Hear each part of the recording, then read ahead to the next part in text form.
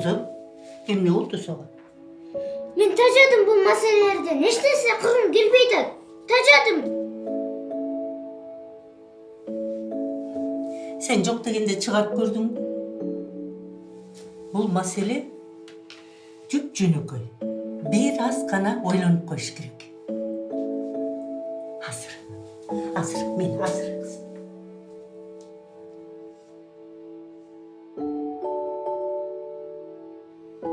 Hazır. Men sana bir okuyan ayt verem.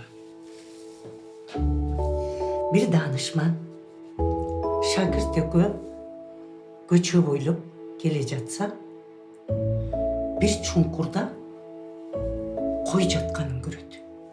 Анын жанында койчусу аракет кылып жок чыгара албай жатыптыр.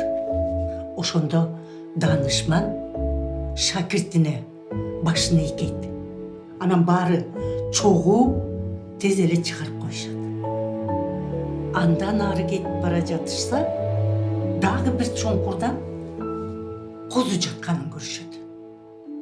Анда жанында койчусу аракеттенбей эле өкүрүп ыйлап жатыптыр.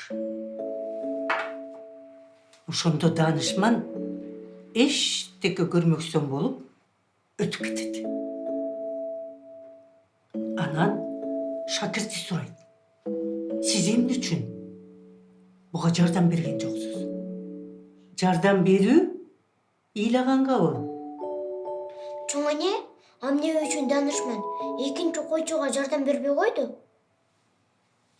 Биринчи койчу кызым аракеттенип, бирок алы жетпей чыгара албай койду. Ал эми экинчи койчу аракет да кылган жок. Өкүрүп ыйлап отурду. А балким чыгарып алат беле.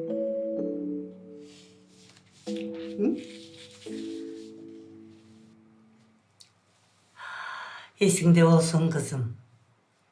Эмгектенген адам эмгек акысын алууга татыктуу.